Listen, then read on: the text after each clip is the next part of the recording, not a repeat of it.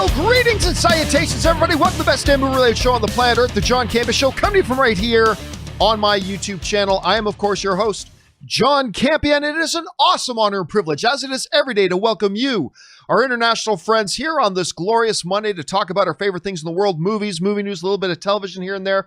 And, of course, joining me here today is the one and the only, the fantastic Mr. Robert Meyer Burnett. Robert, how you doing, sir? John, it is a fantastic morning, a good week. You know, there could be magic happening this week, John, and all we have to do is open our hearts and allow it in. Wow, we just got metaphysical on everything. You're I'm like your existential Mr. Rogers. You're our very own Klaus guru from Umbrella Academy. Hey, listen, guys, we do have a lot of things that we're going to talk about here today, including a couple things off the top. But before we get into that, I want to remind you guys that, you know, if you're looking to get your John Campea Show fixed, but you can't always be in front of a YouTube screen, good news, there is the audio-only version, the John Campea Show podcast. You can get it on your favorite podcasting app of choice. Go and subscribe to it now so it's there when you need it, whether you're in the car driving, at the gym, at work, whatever it is you are doing. Go and check that out now so it is there when you need it. All right, guys, here's how we're going to run through this show today. We're going to start off by going through a couple of off the tops and then our main topics. And then we're going to go into our live questions half of the show. You can submit a comment or live questions to be read on that part of the show if it's within reason, simply by using the tip link at the top of the description of this video. You can just click on it or enter it manually. streamelements.com/movieblogtv/tip.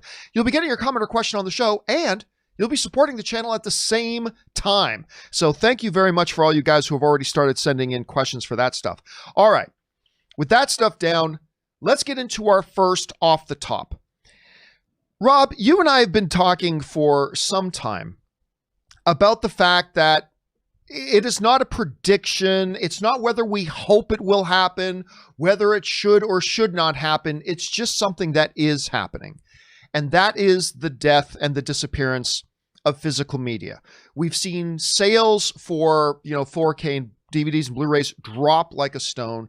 The number one producer in the world of Blu-ray players just announced a few months ago that they were getting out of the Blu-ray disc player game altogether. We've seen it fall more and more.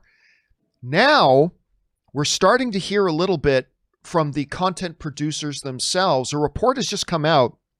I believe it's originally from Digibits. This is coming to us from our friends over at Slashfilm, who writes, "Hold on to your physical media, because it may start to look pretty lonely on your shelves over the next few years. The demand for physical media has slowly, not all that slowly, Slashfilm, the demand for physical media has slowly stagnated as streaming has become king, but the promise of new 4K Ultra HD editions of catalog titles has always kept a light burning for the home video format, but not for Disney. According to a new report, the studio has reportedly halted production on future Disney 4K physical media releases of catalog titles, including the entire 20th Century Studios library. This does not bode well for 4K releases of classics like The French Connection, which is awesome, by the way, Fight Club, and Aliens. The Digital Bits reports that Disney does not have any plans for future 4K Ultra HD catalog releases apart from Disney, Pixar, Star Wars, and Marvel-related projects. The outlet reports that Disney is abandoning 4K physical media in order to focus on building its new streaming service, Disney+. Rob, it should be pointed out here that what they have not said, because I know some people are going to freak out, but one of the things, what they did not say here is, as of today, we're not making any more discs at all, period. That is not what was being said today. It is, we are stopping production on 4K Ultra HD. We might make an exception for Star Wars and Marvel, but it is inevitably the latest domino to fall in this progression we are heading towards the death of physical media. I mean, it'll always be around in some shape or form, but for the most part, as a popular format, it is going away. We've seen the producers of the hardware getting out of the business, and now we're starting to see signs of one of the biggest content creators out there, Disney, kind of signaling that they're looking at ending their run on physical media as well. Rob, you take a look at this report today. What do you think about this, and what's your reaction? Well, as somebody once said, I am the pharaoh of physical media. And you know, I've worked, and I worked in creating physical media. I mean, as you know, I was talking ad infinitum about doing the Hills Run Red special features this year on a film I produced, which we did for Scream Factory. I think with Disney's earning reports, I think deciding to not produce 4K discs, especially from the Fox catalog, is short-sighted, at least for now. Because while it is true that physical media has been dropping in terms of sales every year, double digits, talking 15% a year, and the market is about to $4 billion a year in physical media sales, it's still $4 billion a year. And with movie theaters not open and actually disc sales spiking during this coronavirus epidemic, I would say it was a little short-sighted. Now, we know, John, absolutely, that with the advent of Disney Plus, Disney has no incentive to release their catalog titles or their new titles on 4K discs. I mean, I always thought that their Skywalker Saga 4K box set was their really last hurrah. And at the end of last year, they were putting out all their animated classics and Pixar movies. It was almost like a 4K fire sale. However, there's a lot of incredible classic films. There's a huge hunger for 4K discs. And right now, 4K discs are still better than streaming in terms of their quality, their reliability. And how can you not to release things like Fight Club and Aliens on 4K? Those are exactly the titles that sell the best in the format because they're reference quality titles. And like you said, French Connection or movies like Patton, there's an incredible depth of the 20th Century Fox library that if we're not going to get on 4K, that's a huge loss. Now, I have most of these titles on Blu-ray, but I would love to get them on 4K UHD with Dolby Vision. And unfortunately, I think especially now, it's short-sighted. It's short-sighted. Now, we all know that physical media will die, John. It's an inevitability. It's going to die. It's not even going to be a niche market because the niche market will have been niched out. All the titles anybody wants will be sold, and they have been. But I think, unfortunately, I think this is a premature move by Disney. I understand they're focusing on Disney Plus, but the Fox titles they're talking about are not going to go on to Disney Plus. And I think it's still, you put out Fight Club, you put out Aliens, you put out French Connection, you put out Patton, you put out any of these great catalog titles in 4K, they are going to sell. Now, the one thing that they can do that they haven't said is they can license these titles out to other companies. Arrow, for instance, one of my favorite boutique agency companies, they've done a lot of genre films, horror titles. They're putting out their first 4K title this month. They're putting out the new 4K restoration of Universal's Flash Gordon. And that was done by Studio Canal. I think it's that might be what happens. But it's amazing to me that a studio like Disney, who owns Fox, would license their titles out to someone else to sell. But that's what they've been doing with their Touchstone and Hollywood Pictures titles. It's interesting, too, because I think the other thing you got to keep in mind here is that there is the sense of what is their priority, right? Because remember, it's not just Disney Plus. Disney Plus isn't the only Right. bullet in their chamber for what their streaming strategy is. They have their international Star service that they're developing now, and they have been very quietly, but very noticeably investing even more and more into the Hulu platform. Yes, Like they have. are really got a thing for Hulu. So if their whole idea is that they want to get people on those services, then it kind of, I could see an argument being made that it becomes counterproductive to your main goal if you continue to offer alternatives to that. Yep. So it may be short-sighted, but as you were pointing out, it is nonetheless kind of a sign of the times at the moment. The question here for you guys is this: what do you think about this move? Maybe you think this is just a blip and really isn't all that significant. Maybe you think it's even more significant than we're making it out to be. Jump down into the comment section below and let us know your thoughts. All right, guys. With that down, let's do one more off the top before we get into our main topics today. And this one for an off the top is kind of a doozy and literally just dropped about 20 minutes before we started the show. Rob, one of the questions that I get asked, I'm not going to say frequently, but regularly, on a fairly regular cadence. One of the questions I've been asked over the years is, what do we think about the chances of another Tron movie? Right? And it's been challenging because the last Tron movie they did with great fanfare, and didn't do what they were hoping it would do at the box office and didn't go over as well with people as they were hoping. There are some people who absolutely love that movie, others who were pretty indifferent towards it. And one of the things I said is like, it's always possible, but I feel like the longer we go, at least my thoughts have been, the longer we go without another Tron movie, I feel like the less and less the chances are that we're going to get it, particularly a sequel to that Tron movie. Well, Rob, I don't know all the details yet because, like I said, this thing just dropped like 20 minutes before we started the show, but it is now being reported on Deadline that line director Garth Davis is set to direct a new Tron movie starring Jared Leto.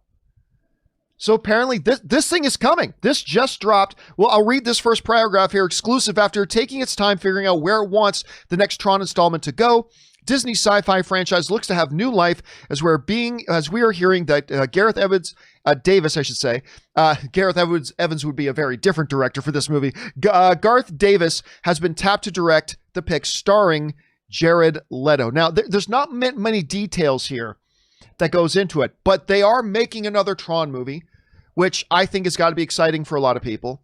It's going to be starring an Academy Award-winning actor in Jared Leto. I think that sounds great.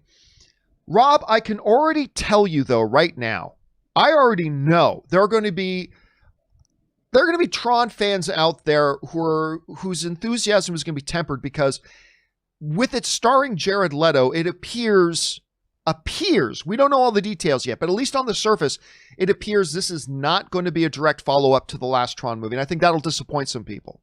I think other people will just be excited we're getting another Tron. Again, I am very light on details right now because this dropped, but Rob, you're the one who told me about this just as we're about to start the show. What's your reaction to this, and what direction do you think they're going to go? Well, I have a little history with the franchise in that I did in 2002 a feature-length documentary about the making of Tron for the 20th anniversary DVD. So I love Tron. I was not as enamored of Tron Legacy as I wanted to be, although I was enamored of the Daft Punk score. Now, I think having Jared Leto interested, Academy Award winner, I mean, he's had a really interesting career. He was in movies like Fight Club. He was in a movie that I love called Mr. Nobody that I enjoyed. And, he had a role in American Psycho. And, of course, he was in Dallas Buyers Club. And he's had a really interesting career. And I think this might be the kind of thing that gets the movie made. Now, I still would like to see Garrett Hedlund and Olivia Wilde and Jeff Bridges come back from Tron Legacy and be in the film. But if they're going to make this with the technology, the leaps in technology they've made even since Tron Legacy, this could be a really cool movie. And again, if they can make this and it doesn't have to cost, if they can make this for, say, $125 million as opposed to $200 million or $175 million, I think I would hope that they could get this thing made. I think people love Tron. I mean, everybody who's a kid who grew up with gamers, you can't look, even the movie is dated. Tron 1982 doesn't look like any other movie. They've never made another video game movie that looks like it. It has its own weird sort of retro look because it was the first movie that relied heavily on CGI. And I think people are very affectionate toward this franchise. And if they do make another Tron, if it's kick-ass and they have a good idea and the script is good, and they've got the cool Tron action we all love, I think it could be great. But, it's been 10 years since Tron Legacy. But I have to admit, I got my little Tron twinge up, the goodness of Tron. I want to see it. Yeah, they never made anything again like it until, what year was it? Like 1984 or 1985? Remember they did that show, Automan? Oh, yeah. Do you remember the show? That was clearly a Tron ripoff. Total Tron ripoff. What's funny, now that Tron, the other movie that came out 2 years after Tron was The Last Starfighter. That was the big other CGI movie where they actually did something different. Rather than the computer world, they're in the real world, and they're talking about remaking that now, which is The Last Starfighter is one that should have been remade years ago. I know, right? Desperately waiting for a Last Starfighter. Sir, anyway, the Kodak Armada. Oh, what do we do now? We die. All right, guys, question is for you. What do you think about this announcement? Are you surprised? I got to admit, I'm kind of surprised. Are you surprised by this news? What do you think about the fact that they're getting Jared Leto starring it? Do you think this is kind of an indication that they're going to be going in a new direction? Maybe it's a reboot. Maybe it's not. What do you guys think? Jump into the comments section below and let me know your thoughts. All right, guys. With all that down and out of the way, let's now move into our main topics today. And how do we select our main topics here on the John Campea Show? Well, it's really rather simple. You see, you guys come up with them by going anytime 24/7 over to www.thejohncampeashow.com/contact. Once you guys get there, you're going to see a form. Fill it out with your topic or question. Submit it. It's totally free. And then maybe, just maybe, you might see your submission featured as a main topic here on the John Campea Show. With that down, let's get into main topic number 1. And the first main topic today gets submitted to us by Adam V, who writes, "Greetings and salutations." Well, greetings, Adam. "I know Rob is going nuts waiting for Dune, and so are all of my friends. This little bit that came out isn't helping. According to the art director of the film, this new Dune movie is on the level of Lord of the Rings. My question is, isn't comparing this new movie to one of the greatest series of films of all time a little too ambitious and maybe setting us up for disappointment? Thanks." All right, dude. Thanks a lot for sending that in. And yes, of course, one of the movies, Rob, I know right up there with, James Bond, No Time to Die, Dune and the Bond film have got to be, I believe, your two most anticipated films of this year, if we're going to get them this year. Oh, yeah. But Dune, of course, is the one that's gotten a lot of talk. Of course, you got one of the hottest directors in the world in Denis Villeneuve. You got an incredible cast, celebrated source material that has not had the best of luck as of yet. Not the best of luck when it comes to doing its own live action adaptation. Anyway, we talked the other day about how the director has been mentioning he is racing towards the finish line, desperately trying to get this film done on time. Well, now we're hearing a little bit of comments coming out about it. Again, this is from the art director of the film, a guy named Brown, who writes, "I think what Denis Villeneuve is doing is what's called a seminal version of this story. I don't think it will be topped. To be perfectly honest," Brown said, "the sheer scale of it is going to be daunting, but I do think it's going to be extremely special. I heard in the paper the other day that they're looking at the new Lord of the Rings, and I firmly believe that. I think it's going to be up there with those kinds of films, really." The first thing I got to say is take these comments with the giant grain of salt that this is coming from somebody involved in the movie. All right, let's not lose sight of that, okay? It's coming from somebody involved in the movie. What is he supposed to say? This movie sucks. I mean, so we take that with a grain of salt. But Rob, grain of salt or not, to have an experienced Hollywood professional like him coming out and making the bold claim, like we expect everybody who's involved in a movie coming out to say, "Oh, I think this movie that I have coming out is great." I mean, we expect to hear that from everybody. To have somebody involved in the project come out and say, "This is on the level of Lord of the Rings." Normally, my first reaction to that would be, shut the hell up. I mean, come on, Lord of the Rings. But we are talking about one of the most celebrated pieces of literature ever in Dune. We are talking about maybe top 2, top 3 best directors working today right now in Denis Villeneuve. We have an incredible cast. It's not, to me, the craziest idea that maybe we should pay attention to this. I don't know, but Rob, the person who's asking the question is right. I mean, high expectations can be a dangerous thing to film fans, right?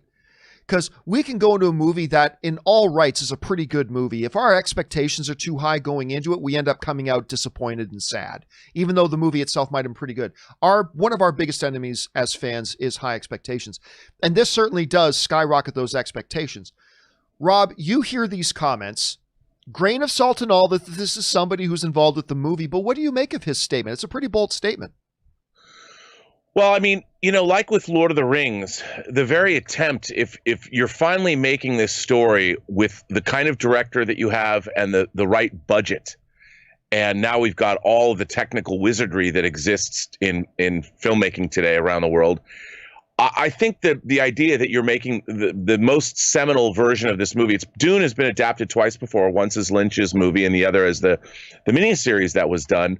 But I do think that's probably correct. That, like, can you imagine somebody else making a Lord of the Rings movies? I mean, I can't. You can go do the Second Age, but to go back and try and redo those movies, I think would be folly, because look at what you're following. And I think in the case of Dune, I think the art director could be correct in that this will be the seminal version of the film. And I think it's probably great. The real question is, are people going to go see it? Mm. And unlike, Lord of the Rings was much more of a family-friendly affair. It was what I would call a 4-quadrant movie.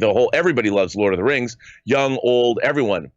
Dune is a very complex, very intellectual. Yes, it's got action in it, but it's a very thoughtful franchise, and it is very heady, and it is not like Star Wars. It is not something that if you're 8 years old and you go see Dune, I'm sure certain kids might be blown away by it, but I think others are going to be perplexed and bewildered and not quite understanding everything that's going on. So this is a movie for adults, for adult audiences, and I'm hoping that it catches on, because they're only making the first half of the first book.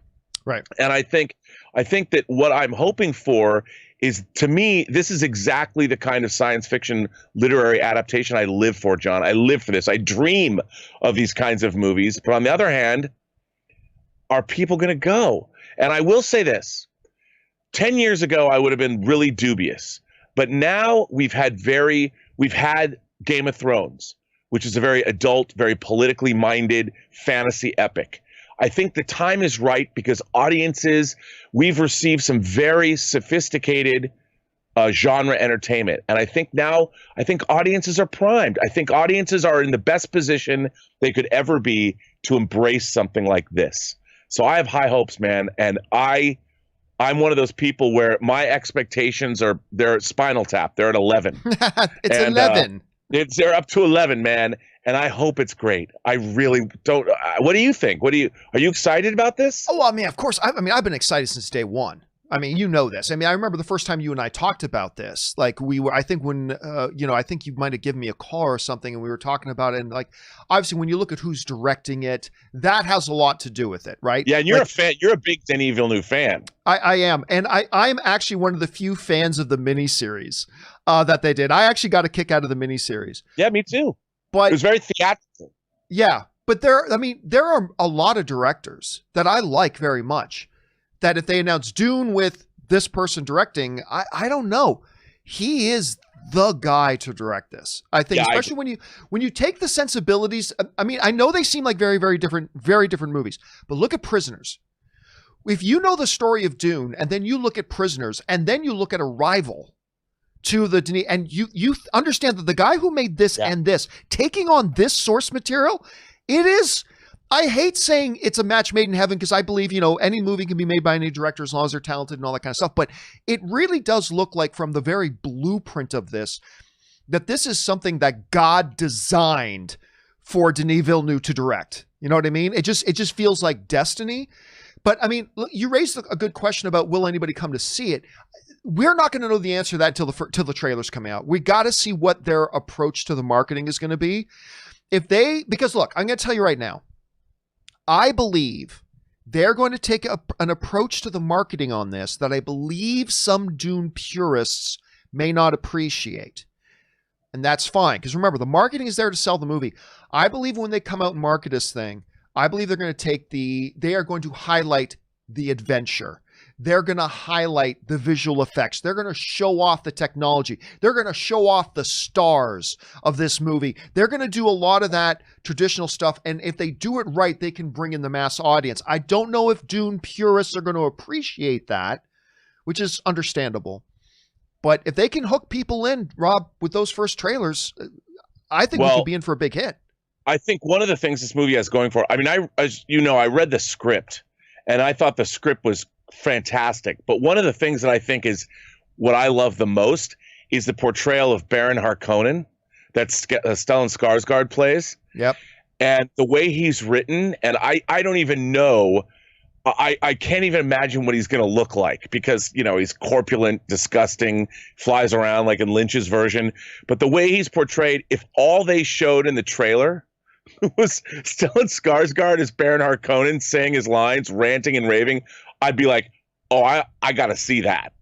But then when you think about the rest of the cast in this movie is insane. Yeah. It has one of the greatest casts ever. And if you just cut to these people saying their lines, I'm like, I'm in. You know, I mean, and like you said, I think they are going to do exactly what you said in the trailer, but they also can fall back to all these badass actors just saying shit that's in that script. And you're going to be like, oh, I got to see that. Question is, guys, what do you these are big words for the art director to come out and say this film is going to be on the level of Lord of the Rings?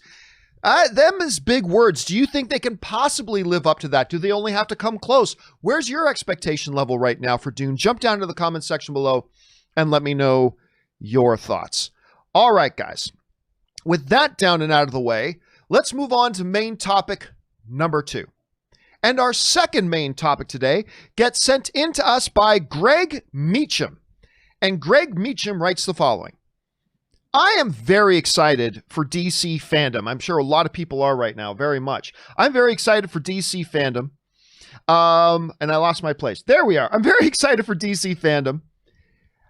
I know Comic-Con at home didn't go off very well, but this just feels more streamlined and integrated. Anyway, I saw the reports on the guest list, and I was shocked to see that Henry Cavill was not going to appear.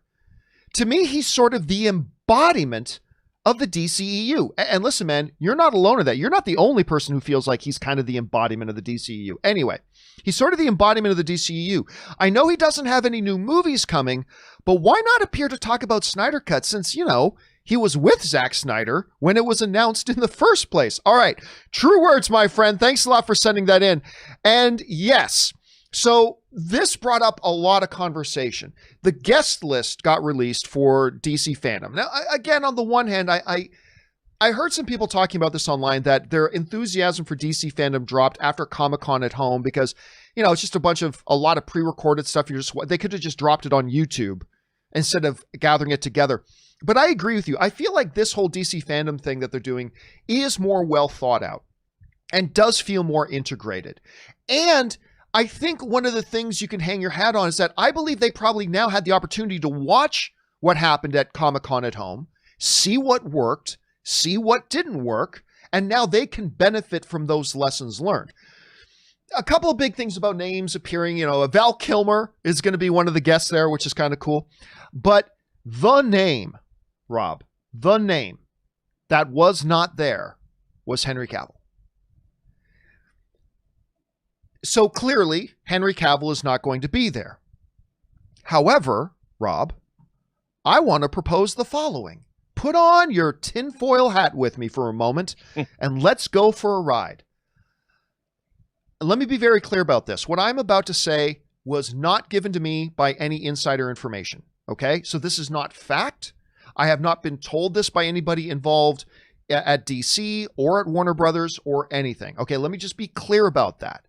I'm talking what I am deducing here, okay? So it could be true, could not be true, but I want to give you my thoughts on this and why I'm thinking what I'm thinking.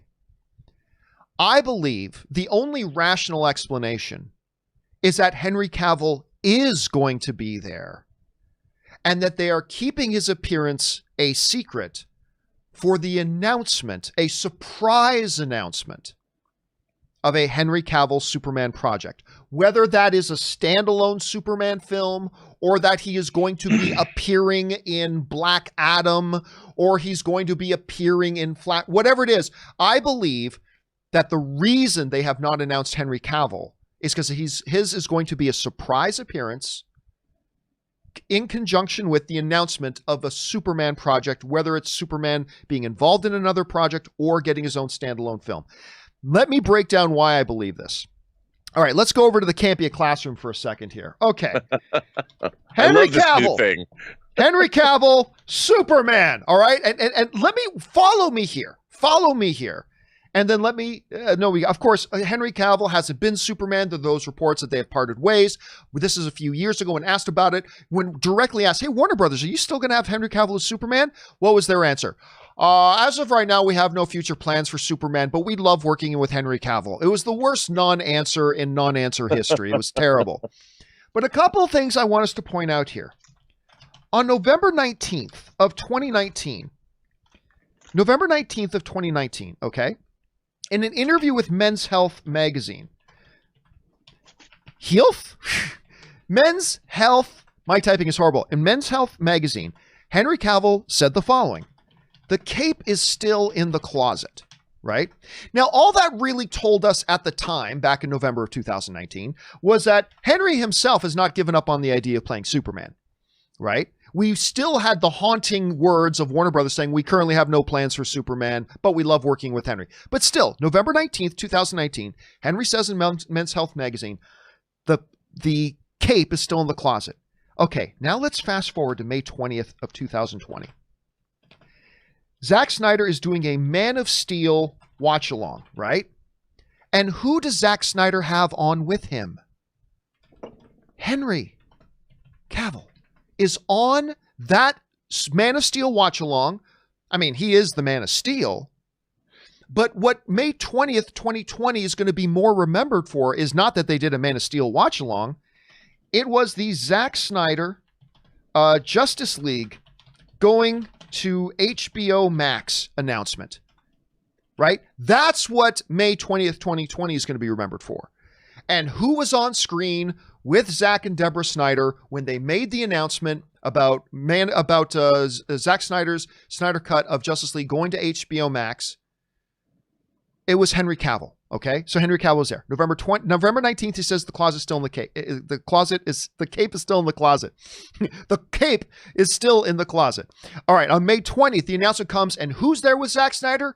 Henry Cavill was there. Okay, let's fast forward now to May 27th. Okay, on May 27th, the major trades all report that Cavill is in talks with Warner Brothers to return, let's say, as Superman. Okay, so on May 27th, a week later, all the major trades, Variety, Hollywood Reporter, Deadline, are reporting that Henry Cavill is in talks with Warner Brothers to return as Superman. They were saying at the time, though, that it is not for a standalone Superman movie or anything like that, but it's going to be to appear in other people's films as a supporting character. Okay, and Rob, I still remember the day they talked about that. We said, that seems kind of weird. At any rate, so that was May 27th. All right, let's now go 2 days later to May 29th, 2020. On the John Campea Show, I told you that I had been told by two separate sources, although there was some slightly different information between the two sources that I got. Basically, they both agreed that the sources that talked to me is that Warner Brothers was giving J.J. Abrams Superman. However, you can't take that to the bank because I also got some conflicting information between those two sources. To be honest with you, there was some conflicting information. One of them said, though, that JJ wants Henry as Superman for a standalone Superman movie. The other person said that if JJ's got an open slate, he could take anybody as Superman. So don't take that, and I said on the show, don't take that to the bank because I'm getting conflicting information from two different sources. But there was that kind of talk out there. Now let's fast forward a little bit more to July. Now this is bigger than you might think. On July 16th of 2020, all right, this may seem like nothing, but I'm telling you, I think it's something major. Henry Cavill, which will go down as a day in infamy, builds a gaming PC. Remember that? Rob, did you see that video? Yep. Of Henry Cavill? Henry Cavill. That Star Wars girl said her womb exploded when she watched it. That's right. I remember one of the headlines on one of the sites was actually said, Henry Cavill builds PC in muscle shirt, thousands impregnated. I remember that was basically one of the things. But here's why I actually think this is actually important. Follow me here. Here's a picture of me and Henry. All right. This is a couple years ago at Comic-Con. You can tell by looking at his arm closest to the screen. He's a big dude, right? He's a big dude. That is clear. But that was just a couple years ago.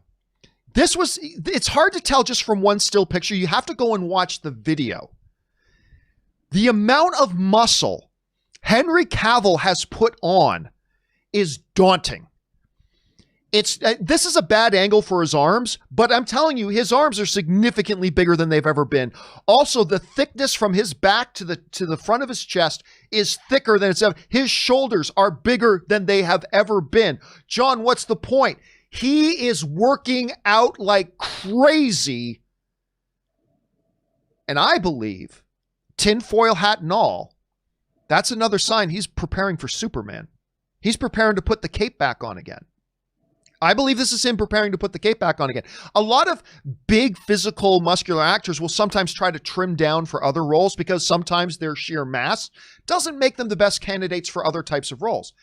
Henry Cavill is clearly working the F out like mad. And I think any one of these things on their own, maybe not all that convincing, but November 19th, he says the cape's still in closet. November 20th, he's on the announcement of Snyder Cut going to HBO Max with Zack Snyder. So why the hell wouldn't he be there at DC Fandom to talk about it with Snyder when other people are?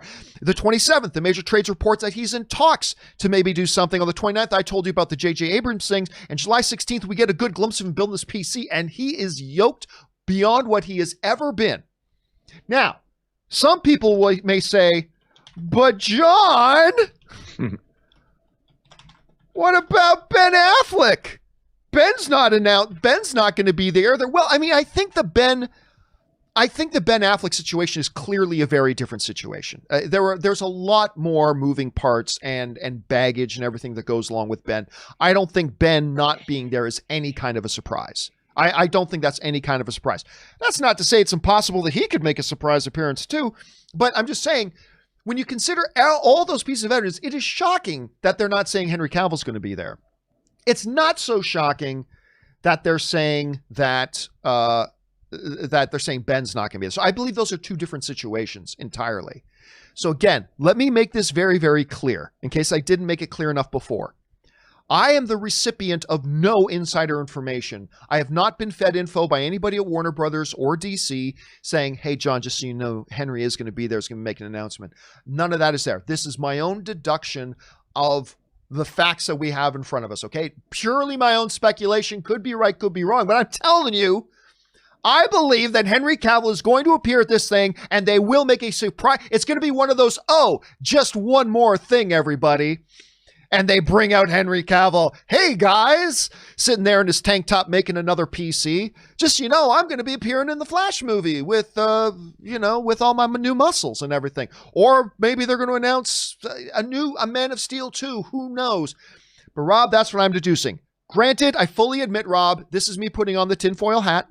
This is me pulling a lot of strings. I understand. But, Rob, you see that Henry Cavill not being at DC Fandom.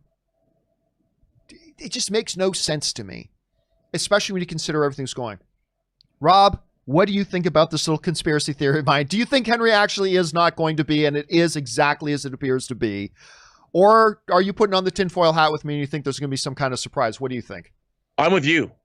I think that, they've come to, we've definitely seen, especially when it comes to superhero projects, ever since Tom Hiddleston stepped out and stayed on the stage in Hall H dressed as Loki in full costume, I've always been thinking in the back of my mind, specifically when it comes to comic book related properties, there's a bit of showmanship that has been started. And it was like having Henry Cavill show up for that announcement of the Snyder Cut. That wasn't something that was expected or announced. And I think they've realized the power in all of this.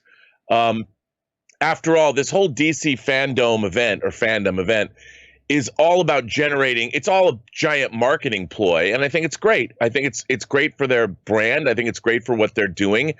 And just like Justice Con, which was a fan-run convention, got more views than Comic-Con at home, I think this DC event is going to be huge for them.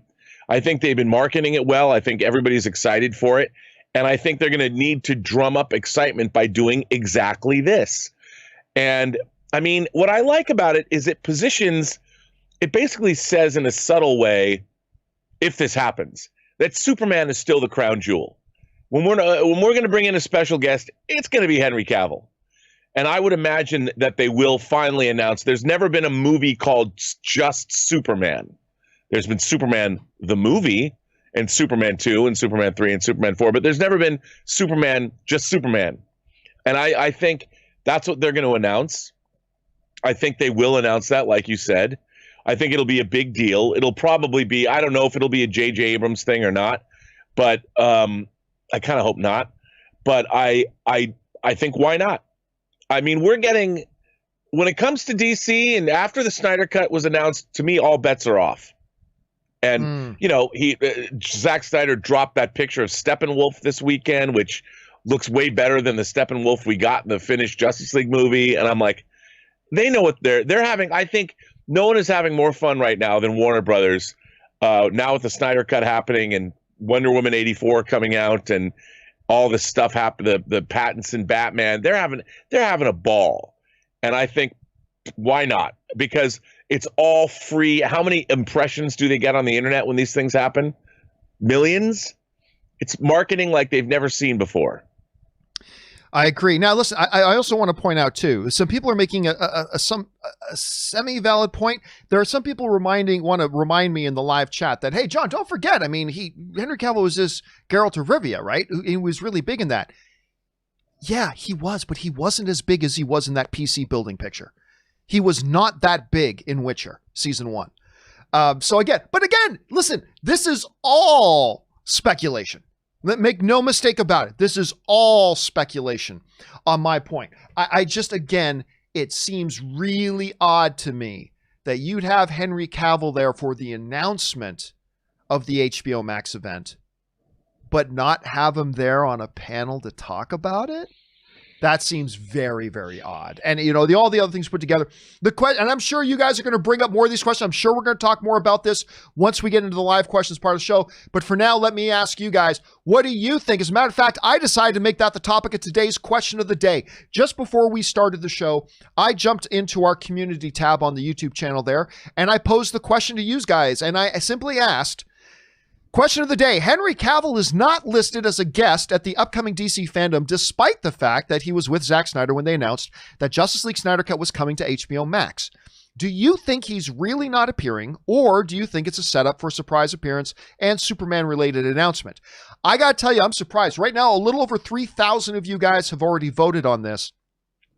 I thought it'd be closer to 50-50. 34% of you are saying, John, tinfoil hat, dude. Tinfoil hat. Come on. It's as simple as he can't make it, so they said he's not going to be there. He's not going to be there. To my surprise, though, 66% of you seem to be buying my tinfoil hat theory that, yes, he is going to be there and they're going to make some kind of surprise announcement.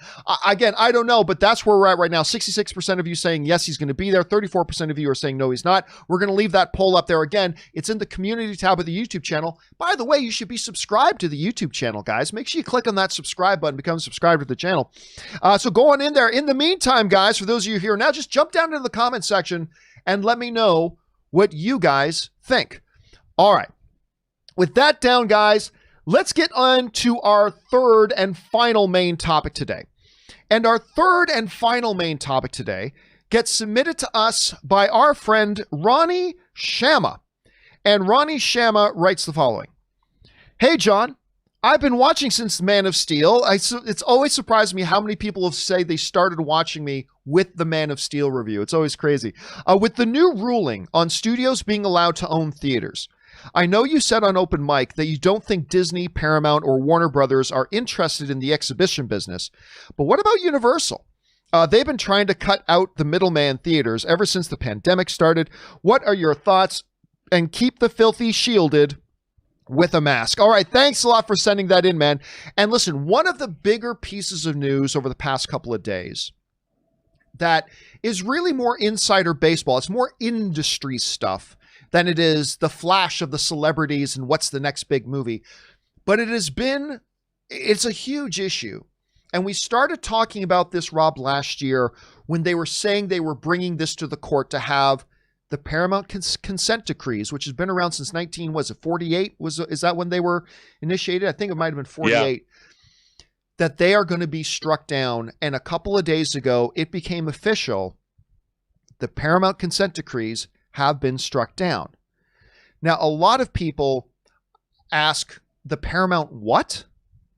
And to a number of other people, the oversimplification of it has been, oh, that means the studios can own movie theaters. Studios' ability to own movie theaters is a part of what the Paramount consent decrees, which was those laws that were passed. Studios being able to own movie theaters was part of that. But I would argue not even the most important part of it.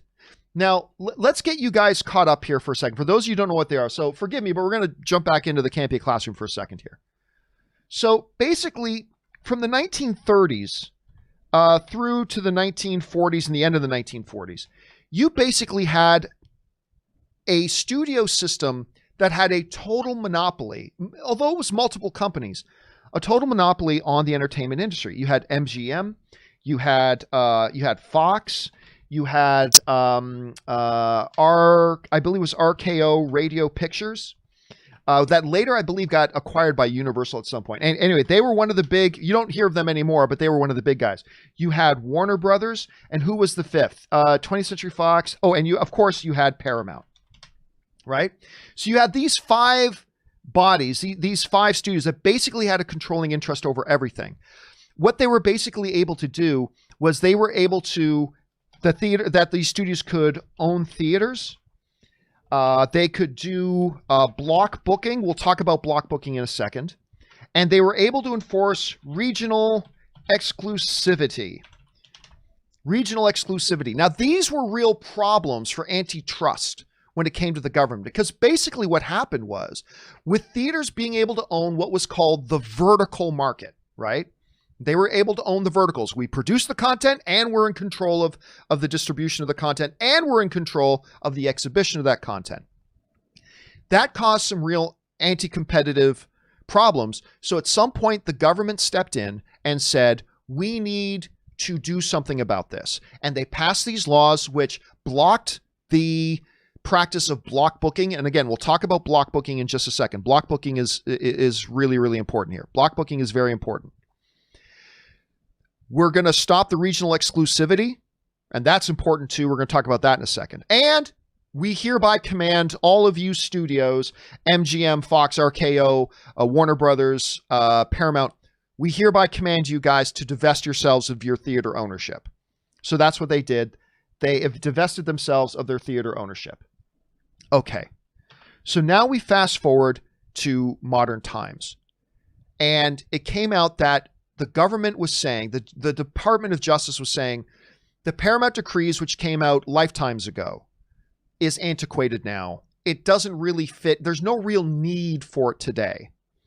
So they have just struck it down. Now, it should be noted that like in the 1990s, I believe Sony owned movie theaters. They owned, I believe they owned Lowe's. I think they owned the Lowe's movie theaters.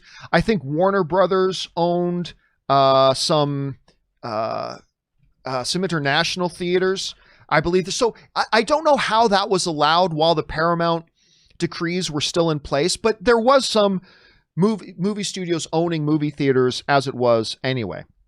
Okay, so now they've struck it down. So the question becomes, why worry? We're seeing some people online really worried about this whole thing about the government striking down these Paramount decrees. Why are people worried? Okay. The first thing is this. Let's talk about ownership. Theater ownership.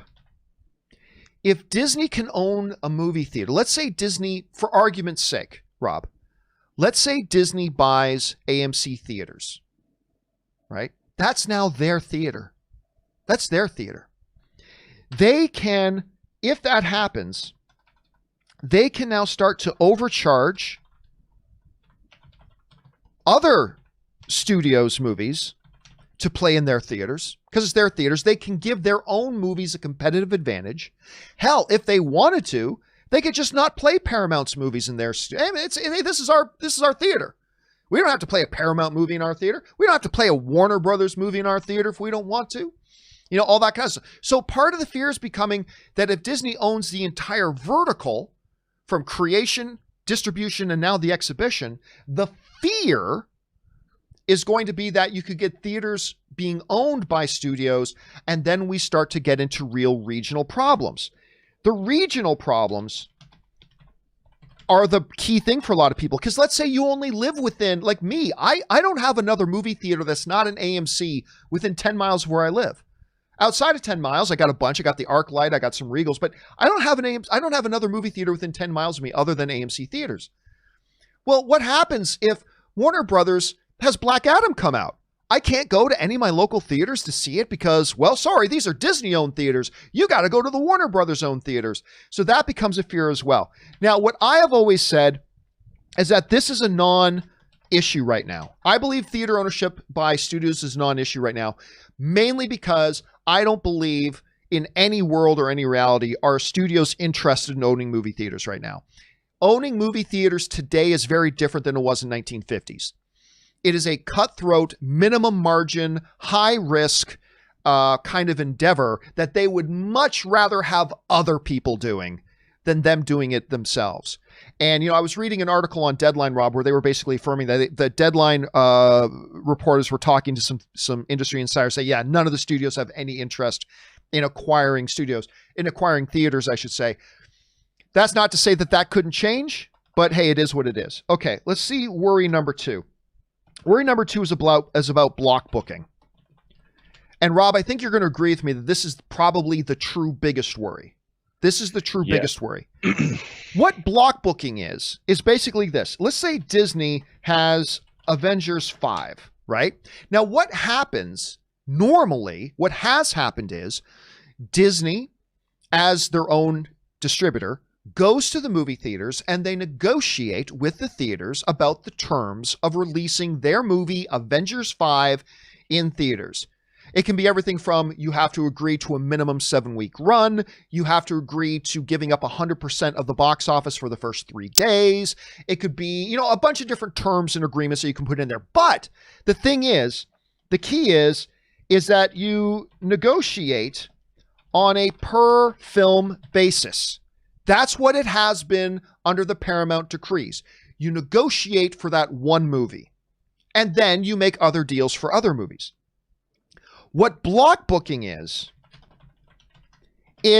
Disney comes to the theaters and says, oh, you want Avengers 5? Cool. You have to take these 7 other movies too. Basically, Disney could have the power to go to Regal and say, okay, you want to show Avengers 5 in your theaters? Cool. But let me tell you what, we've got Artemis Fowl 2, 3, 4, and 5 coming. We bought the rights to Meet Joe Black, the Revenge, or Meet Joe Dirt, Joe Dirt, the Revenge parts 2 and 3. And we're decided we're going to do, I don't know, we're going to make a new Pauly Shore detective drama. And we're making all these movies. If you want Avengers 5, you also have to agree to take these 7 other movies. And you have to agree to take them with a minimum of 5 months or a 5-week booking in your theaters and blah, blah, blah, blah, blah. That is something that the studios used to do to the movie theaters back in the 1930s and is one of the main reasons. See, everybody's focusing on, oh, studios can own theaters. The main thing, the main worry was this whole practice of block booking. And under the law, studios were not allowed to do that anymore. Well, why is this an issue? You know, who cares if they do block booking? And those movies are going to come out anyway. Think about this. Think about small studios like, I don't know, A24, right? Let's say small studios like A24. Well, they've got a little movie called, I don't know, My Dad's Ghost. Okay, that sounds like a movie A24 would make. Let's say they're making a movie called My Dad's Ghost. It's a smaller film, whatever, right? Hey, AMC Burbank 16 has 16 screens. There's room out there for A24 to put up My Dad's Ghost. But guess what? Everything's blocked.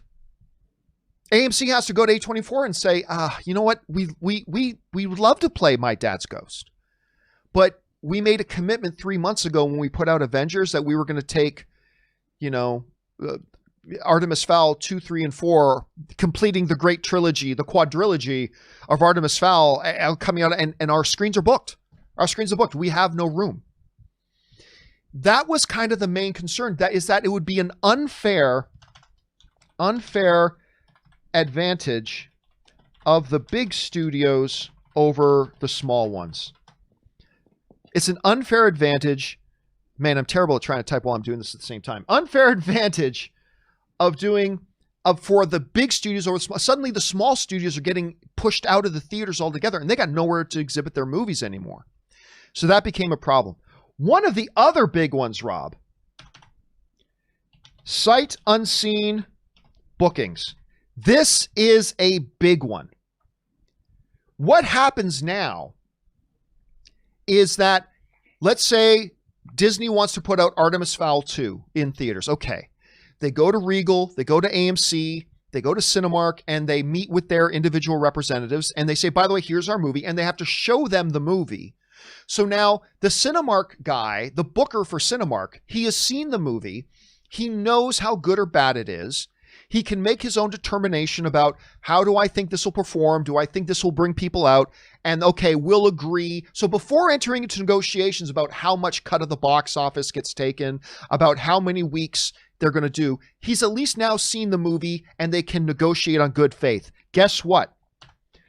Without the Paramount decrees, studios don't have to show the theaters the movies first. Studios can now go to the movie theaters and say, we want you to book Artemis Fowl 2. And they say, oh, okay, interesting. Before we negotiate the terms, can we see the movie? Nope. You just have to trust us. It's good. It's going to win all the awards. It's going to win them all. Just trust us. We can't negotiate good faith if we haven't seen the movie. Just trust us. It's great. The Paramount decrees actually mandated that studios had to show the exhibitors the movies first, and now that's gone. There's some other things in here too, but I don't want this to go on too long. Basically, so why would they strike this down? Well, the Justice Department is suggesting here, Rob, what the Justice Department is saying is that, and what the court agreed with them on, is that times are different now than when those rules were implemented. For instance, they wanted to stop studios from having a complete ownership of the vertical, right? From production, distribution, and exhibition. What the court is arguing right now is that, hey, listen, with a lot of streaming going on today, studios already own verticals. Disney owns the production of their movies, the distribution of their movies, and exhibition when it comes to Disney+. So like times are different. Plus, we're not really worried that movie theaters want to come in and own. So basically, the Justice Department has said, we don't feel that these antiquated laws are really protecting anybody from anything anymore because times have changed. I agree with that with theater ownership. But I disagree on a couple of other levels. I do think block booking could become a real problem because ultimately that robs us as fans. Rob, take that movie. What was that one with Awkwafina about her grandmother? The one that was just the darling last year. Something, the goodbye, saying goodbye, or the farewell. The farewell is what it was called. We never would have seen, if there was mass block booking, we never would have seen the farewell. There wouldn't have been screens for it. And so I think that is a problem. I think the sight unseen thing is a problem, but it might be, Rob, listen, we are talking about worst case scenario though. It very well could be that the Justice Department may be right, and these won't really be an issue anymore. Like, we don't think there's so much competition out there now, because now it's not just 5 studios. There's so much competition now, the Justice Department says, that there's not really a danger of us getting a monopoly again. And maybe they're right. This might turn out to be nothing. I remember when I was working at AMC and the Chinese company Wanda bought us when I was there, we were all worried. Oh, what's this going to change? It turned out it didn't change anything. Like, I wouldn't have even known that we were owned by a Chinese company had I not read it in the news. Like, nothing changed. Maybe nothing changes here. Rob, this is a significant piece of news with the Paramount consent decrees being struck down. What do you see as the significance of this? And what do you think maybe are some fears that we should keep our eye on as we move forward?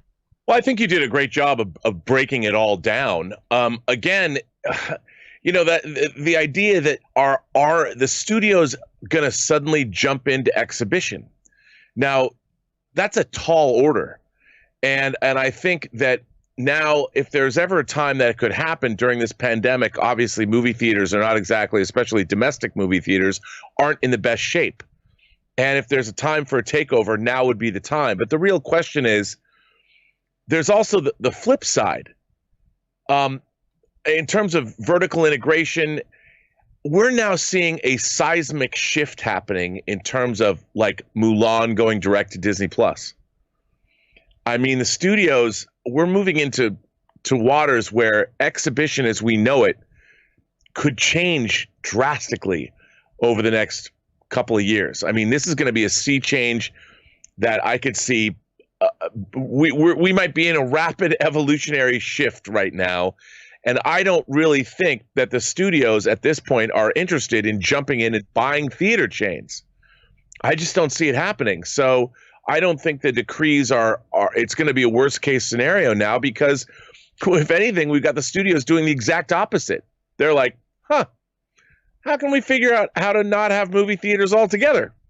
We're going to debut films on our streaming platforms, which is really their long-term goal anyway. I mean, Disney, no more physical media. Why go to movie theaters?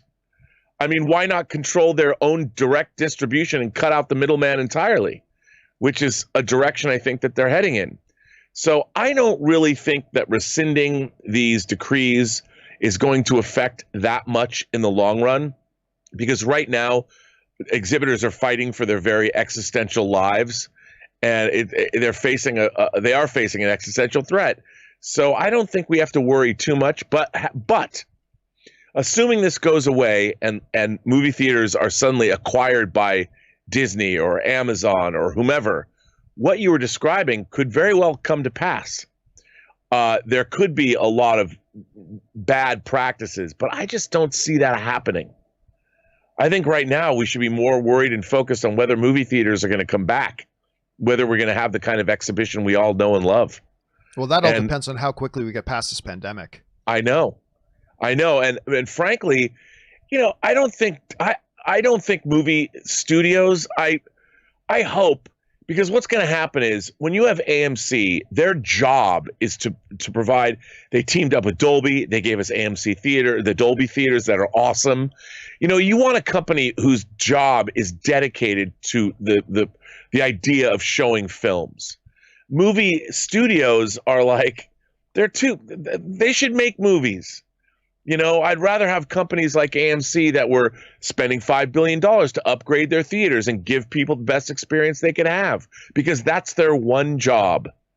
And I hope that stays the same, because, I mean, as much as Disney might be in the service, they do great with their theme parks, but do we really want Disney controlling movie theaters too? I don't know, man. See, here's the other big thing, too. You got to remember, with Disney as a specific example, Disney is not in the position to make any major acquisitions right now. They just spent over half their liquid value acquiring Fox. Yep. And they've taken a huge financial hit with the pandemic as well. So Disney's not really in the place to make. But I've been reading, Rob, in places like The Wrap and Deadline and others. Netflix for the last couple of years has been very, very interested in getting a physical brick and mortar presence in movie theaters and owning movie theaters. Amazon, we know, is at least in a curious way interested in buying movie theaters. We talked before, I have no doubt that there is a possibility that Amazon could end up owning AMC.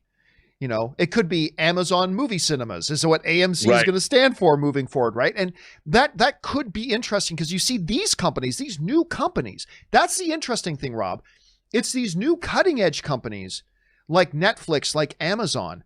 They seem to have more interested in getting into the physical space of movie theater ownership than the old model companies like Disney or Warner Brothers or whatever. And it could be interesting. I have to tell you, I could see that, because as Netflix makes movies more like the old guard that become, let's say the old guard, The Irishman, they've announced that $200 million action film with the Russo brothers. Netflix. Why wouldn't they put that in movie theaters first? If Amazon controls their entire pipeline, they would get the added benefit of getting these big, because The Old Guard was a movie that we would all have paid to go see. That would have been a summer movie that we would have gone to the theater to see. And why wouldn't they get that, and it still gets to be put on their streaming service? If it made sense, I mean, if Netflix could get some of that Disney cheddar from last year, they might not have an end game, but eventually they might. They've announced they're looking for the next Star Wars, the next Harry Potter, and if they come up with that, why not show it in theaters first? Yeah, I could see that happening. All right, the question here is, guys, granted, the whole Paramount, consent decrees is a little bit inside baseball. It's more industry based, all kind of stuff, but it is kind of fascinating. What do you guys think about this? Do you think there should be fears, some legitimate worries moving forward? Do you think the Justice Department is right? It's like, listen, times have changed too much. These laws are a little bit antiquated. Either way, it is a major piece of legislation in the history of Hollywood that has now been struck down. What do you guys think about it? Jump down to the comment section below and let us know your thoughts. All right, guys. With all that down, we're now going to move into the main live questions that you guys have been sending in. You guys have been sending in a bunch of live questions and comments already. Once again, if you want to get a live question or comment in, simply go to the tip link in the top of the description of this video. There's simply streamelements.com/movieblogtv/tip. Again, you'll be getting your question or comment on the show, and you'll be supporting the channel at the same time. All right, guys, let's get into it. We got one that I missed one from near the end of last show. We did the one from Bojax, but I accidentally skipped over this one from Dangerous Lee. So let's get to that one right now. Dangerous Lee writes, who is a Patreon supporter, by the way. Thank you for being a Patreon supporter, Dangerous Lee. Hello again, John. Recently rewatched 2017's live-action Ghost in the Shell. I really like it. Visuals are stunning. I was absorbed by the story. I thought Scarlett Johansson was great in it. P.S. I'm Asian, and her casting didn't bother me one bit. I thought Ghost in the Shell wasn't bad. It wasn't, I didn't think it was great. But I also didn't think it was all that bad. I think a lot of the North American audiences, and I think Akira would have suffered the same thing. A lot of the North American audiences just don't get what you're getting with that. Alita Battle Angel, I think, suffered a little bit from that as well. But Rob, the whole controversy about Scarlett Johansson's casting, I remember the director of the original Akira animation came out and said, well, the director of the original Ghost in the Shell animated movie said, well, she's a robot. We never specified what the ethnicity of the robot was. It is completely acceptable to think that she could have looked like a Caucasian, blah, blah. See, to me, when he came out and said that, I was like, okay, then I'm cool with it. It's fine. I can go and watch this movie and enjoy it. And again, I thought it was okay. I didn't think it was great. But Rob, what did you think of Ghost in the Shell? And now, years later, what do you think about that casting controversy with her? Well, I thought the movie was okay. I didn't think there's a lot that happens in especially the Japanese anime that a lot of it's hard to translate because I think there's a cultural affection for machines that's sort of inherent to their culture that doesn't always translate to ours. But as far as, I mean, this idea that somebody has to be Japanese or somebody has to be Chinese or Korean or Vietnamese, it's such a weird thing. It goes back to the weird identity politics that we have here in our country. I mean, when you think back, like the Clint Eastwood movies, the A Fistful of Dollars for a Few Dollars More and Good, the Bad, and the Ugly, those original Man with No Name movies were based on Japanese films. Yojimbo, Sanjuro, and the Japanese, they even did a samurai version of Clint Eastwood's Unforgiven. And I think this idea that I'm sure that the Japanese creators of things like Ghost in the Shell, when somebody in America, when Hollywood wants to make a Ghost in the Shell movie, I'm sure they're delighted by that.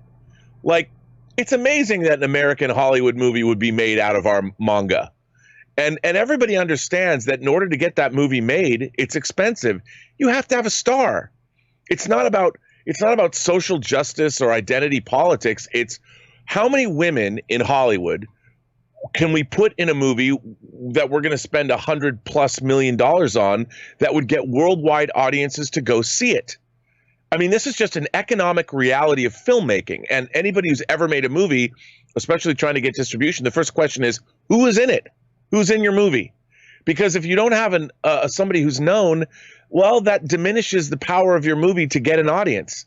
People are like, I love that Scarlett Johansson. They don't care what movie she's in. They just like her.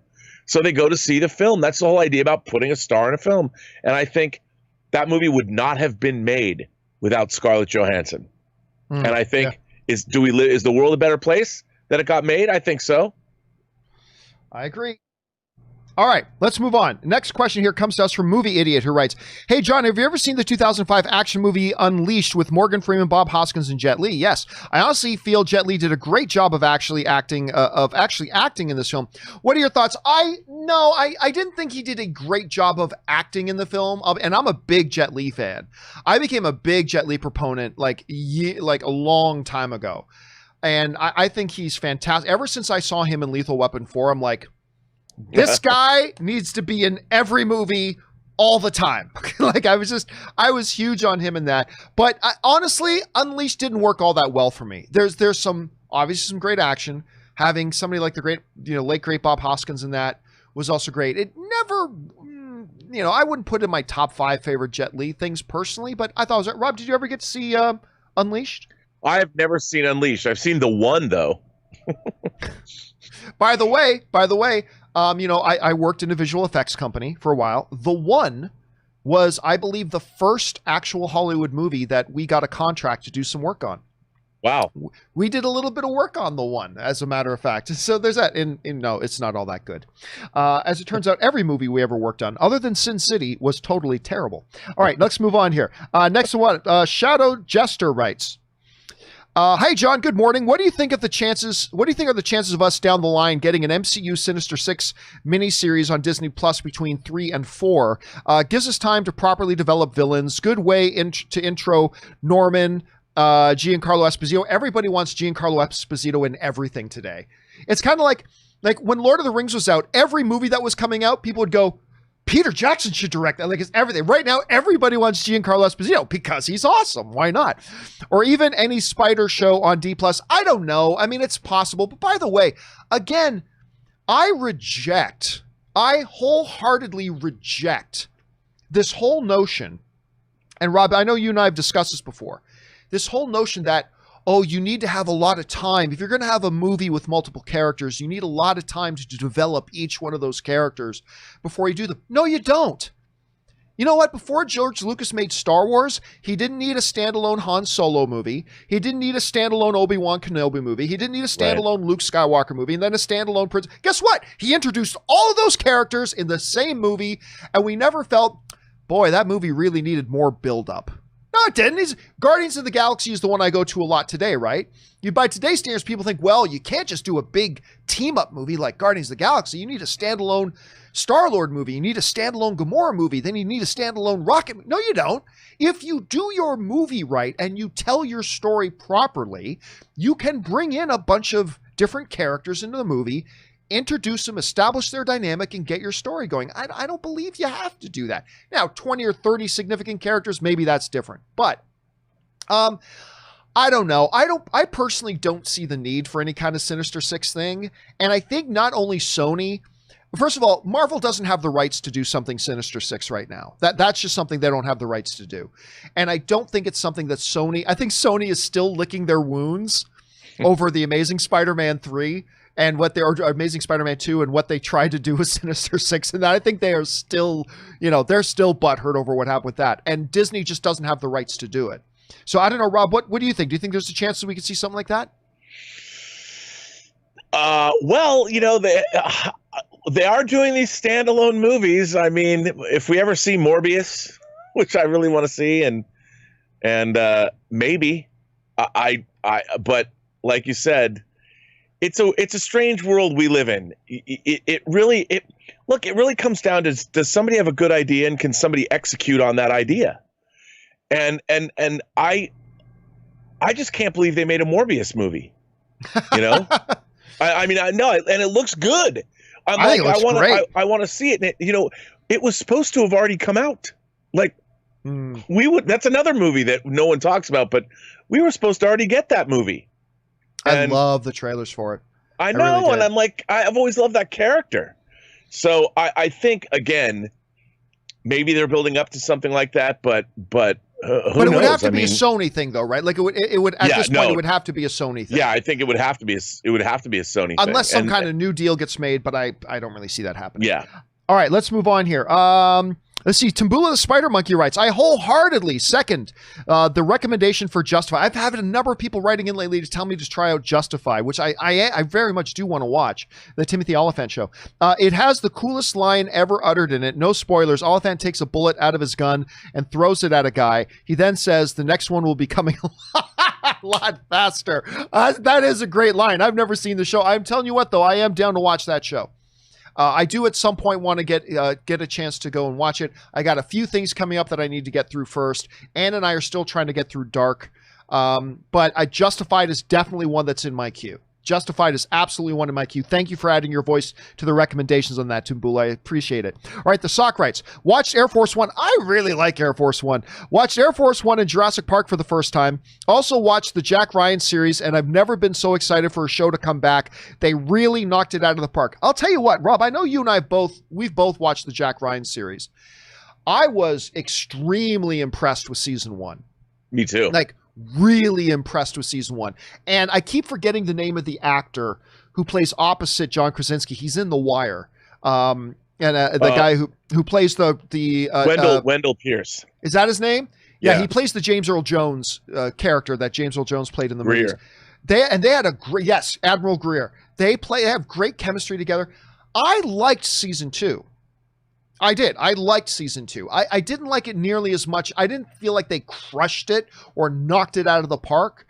But I did like season 2. I am very curious to see where they go. Where's your expectation level right now for the Jack Ryan series? Well, I'm with you. I mean, I liked season 2 less than season 1, and I felt season 2 was weird because it was like they were trying to sort of adapt Clear and Present Danger, which is my second favorite Jack Ryan movie after Hunt for Red October. And they did some things really well, like they restaged that attack in the streets when they were in the trucks. But then it got a little weird. Like it didn't seem as cohesive but it was still, Krasinski was great. And at the end, he really got to get his gun on and do some hardcore action, which I thought was cool. But I would like to see it more focused. But I really love him as Jack Ryan, and I love Wendell Pierce. I mean, that guy is great. And I really do like the actors that they employ as either the quote-unquote villains. They really do a good job and they shoot the show on location. It looks great. I just hope it's as well plotted or better plotted than season 1. Or season 2. So I'm excited. Yeah, I mean, season 1 being the gold standard. If they can make it better than season 1, yeah. I mean, season 2 was beneath season 1. So, but you know what I love about season 2? Going to your point about they bring in some great actors. I don't know this actor's name. I don't know his name, but the head of the mercenaries that Jack Ryan employs. I love this guy. He's only appeared in a few things that I remember, but he was the villain pick in Jean-Claude Van Damme's Hard Target, which I think what's the name of the I know exactly who you're talking about. I see his face, but I don't know his name. He was also the replacement for Liam Neeson in Darkman 2. It's the same actor. And I just see him pop up that's like, oh my God, that's Pick. I freaked out when I saw it. This is a funny little thing. Okay, sorry, we're falling way behind here. Let's keep going. Pivic U writes, is Disney ready for the world illegally downloading Mulan a few hours after it is released on Disney Plus, or possibly hours or days before it's officially released? What can Disney do to blunt the effects of piracy to Mulan's streaming revenues? I don't know. I mean, it is the same issue to a lesser degree, Rob, that they had with Mandalorian, because they were launching Mandalorian. Listen, Disney Plus is in a lot more territories now than it was in November.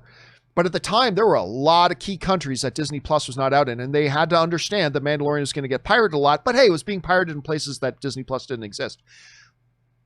Mulan is going to get pirated a lot. I mean, it just is. But you know, Rob, one of the possibilities, and I think I blinded myself to this possibility because, you know, I'm actually very excited about Mulan. Almost, not quite, but almost as much as I'm excited about Tenet. because I think the trailers for Mulan have looked wonderful. I'm excited about it. But, you know, one of the viewers brought up the possibility the other day. He said, John, you know, the last time Disney took a movie off its rotation and put it straight to streaming, it was Artemis Fowl. And we found out why. It's because that movie sucked. What if Mulan actually sucks? And I'm like, okay, I haven't even considered that possibility because I want this movie to be great. And I think it looks fantastic. But I don't know. Maybe maybe they're not worried about the piracy and because they realize, you know what, people are going to hate this movie. I mean, I don't know, Rob, how do you think they're going to deal with this pirating problem with Mulan? They're going to do it day and date. They're opening it in all the other places in the world, aren't they? But yeah, I mean, it's a real problem, the pirating issue. But they are releasing it in theaters in other territories, and they've got to do that day and date. Otherwise, it will be pirated immediately. So, I don't know. Yeah, it's going to be an issue that they're going to have to deal with. All right, Armani Martinez writes, our tips in $50. Thank you so much for supporting the channel on that level, Armani. I really appreciate that, man. Hey, John. It's been almost 9 years since Steven Spielberg announced that he's producing a live-action Halo show. And with all the new Halo hype on the internet, I saw the show is scheduled for a 2021 with 9 episodes for Showtime. What are your thoughts? Well, I mean, I don't really know. The one thing I do know fairly for sure is that don't expect Steven Spielberg to be very involved. Actually, matter of fact, let me bring this up here. Steven Spielberg. There we go. Okay. For example, don't expect him to be very involved. All right? Because some people thinking, Steven Spielberg's producing it. That means he's going to be guided. No, he's not. As of right now, let me bring this up. Steven Spielberg is currently booked to produce. This is just stuff that's not coming out. That isn't come out yet. Bernstein, Who Framed Roger Rabbit 2. Another project, Kidnapping of Eduardo Mortara, which he's also directing, by the way. An Indiana Jones project, a Tintin film, another Tintin film, Talisman, another Color Purple, Robopocalypse, Real Steel 2, and he's got 13 projects that he's scheduled to produce over the next 3 years. But more important than those 13 projects that he's producing over the next couple of years are this big thing. He's directing. He's still working on West Side Story. And after he's done West Side Story, he goes into start directing the kidnapping of Edgardo Mortara, which I'm sure I'm not pronouncing right. And directing a film takes all of your time and energy. So my first thought on this Steven Spielberg produced Halo thing is don't really expect Steven Spielberg to be really involved in any way, shape, or form. Like, don't expect him. He's got 13 other projects he's producing, and he's directing a movie right now, and he's then going to roll right into directing another movie, which is all-consuming. So I wouldn't worry about that. As far as it itself, listen, they put out that little, what was it called, Halo Unto Dawn? Is that what they put out a few years ago as a web thing? And I wasn't impressed by it. But listen, it's the same as anything. It's like Felipe the Sentient Dancing Microphone. If they have a great script and they bring in the right director and they do all these other things, and it doesn't matter whether it's based on Halo or a sentient dancing microphone, it can turn out well. So right now, I'm not pessimistic, but I'm not exactly excited for it yet either. So we'll see how that kind of comes about. Anyway, thanks a lot, again, Armani, for sending that in. And we'll see if we're finally going to get this thing again. It could be awesome. Just don't expect that it's going to have a lot of Steven Spielberg involvement. I mean, that's just the reality of it right now. All right, next up, Suthius writes, hey, gents, I know it's not one of the best shows, but I've watched since day one. It had ups and downs for sure. However, I love the characters, what they've been through, what they've lost and gained. I am truly sad that the series... Oh, I was going to say, what show are we talking about? Agents of S.H.I.E.L.D. this year. Yeah, listen, you know what I'm going to say, Suthius. Look, don't get me wrong. I am a big Marvel fan. I am. I really like, for the most part, most of the Marvel stuff. And Agents of S.H.I.E.L.D., despite the fact that I love Clark Gregg and I think he's great in the show, Ming-Na as well, Ming-Na Wen, she's fantastic in the show. But I have just always found this to be a very low quality show. And I know I get a lot of Marvel fans get very upset at me for saying that, but I just got to speak my truth, guys. I got to speak. Because I want to love it. I do. I want to love it, But every time I try watching it, I go, oh God, this is so bad. And then I'll try it again. And I did it for years. And then finally in end of 2018, I finally tapped. I tapped out. I said, I can't take it anymore. I watched it right up to the one where they went to outer space. They went back in time and they were in outer space. I watched right up to that. And then after that, I'm like, I can't take it anymore. This is so bad. This is so bad. But listen, just because I didn't like it doesn't mean anything. There are a lot of people out there who do like it, including you, Suthius. And if you've enjoyed the ride, and hell, listen, it's lasted a long time. What did they get? 7 seasons out of it? 6, 7 seasons out of it? I can't even remember how many seasons they got. So I think 7. 6. Is it 6? 6 or 7, something like that. It could be. Rob, like, did you watch, much of, like, I don't know where you are at personally on the whole Agents of S.H.I.E.L.D. thing, but where are you when it comes to, did you keep up with it? Were you a fan of the show? No, I watched the first 3 seasons. Oh, you watched the first 3. Okay. Yeah, and then I watched it kind of out of obligation. Then I just kind of tapped out because, there was things in it that I thought were interesting, but and the inhuman element and all of that. But it just there's so much else on. I guess also I kind of have a problem with network television shows just in general, and there there's so much better fare to be watching elsewhere, and that was kind of the way I thought about it. All right, I got to bring this up. Just forgive me for poking fun a little bit, but we've got one of our live viewers, Calvin Patel, is writing in the live chat. If you didn't finish the past few seasons, then no opinion can be formed. Oh, come on, brother. That's bullshit. I gave that thing 5 years. If you can't get me on board in 5 years, then yes, you can form an opinion. I can't tell you whether the last season of Agents of S.H.I.E.L.D. was good or not. I can't say that because I didn't watch the last one. But I can if I gave a show 5 years, and you can disagree with my opinion, that's totally fine. But if I gave a show 5 years, I am completely in a position that I can form a very solid opinion about it. Doesn't mean it's a popular opinion. It doesn't mean it's an opinion you have to share. Not at all. But it's not like I gave the first episode 10 minutes. If I gave the first episode 10 minutes, then maybe I can't really form an opinion. But I gave it 5 years. And so, yeah, brother, come on, be fair here. Be fair. I can give my opinion on that. All right. But Xuthius, listen, I'm glad you've enjoyed it, man. And listen, I love that people get to enjoy the content they watch. It doesn't matter if I like it or not. If you watched it and you enjoyed it, that's the important thing. And I'm glad you've been able to have that ride with them, Xuthius. All right, next up, James LH writes, hey, John. Finally went to Cineworld Sunday. That's the big movie theater chain in the UK. I finally went to Cineworld on Sunday and saw Return of the King, the extended edition. How it works, one way to enter and one way to exit. Masks, except to eat or drink. And you know what? No problem. Also, the fact the film was 4 hours was a good way to get used to the new normal for now, which is great. And listen, they're still talking about, I got an email, Rob, from a general manager of a movie theater. Not a whole chain, just one movie theater, and said, but it was one movie theater of one of the main chains. It says, listen, as far as they know, they're still opening in 10 days. They're still opening in 10 days right now. Now, there's going to be some states where they can't do that because the states are not going to allow them to open. Fine.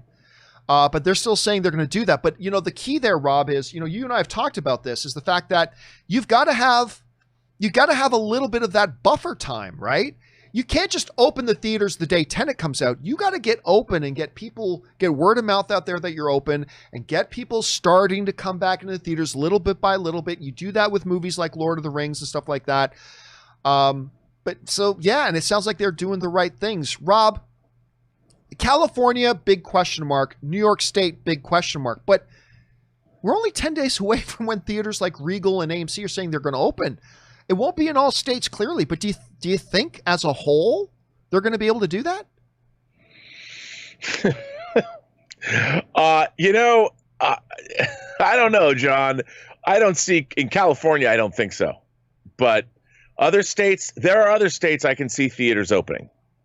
I mean, there are states that they've brought down the flatten the curve. They've managed better, but again, every time they've tried to do something, whether it's baseball, whether it's kids going back to school, there has been growth in cases.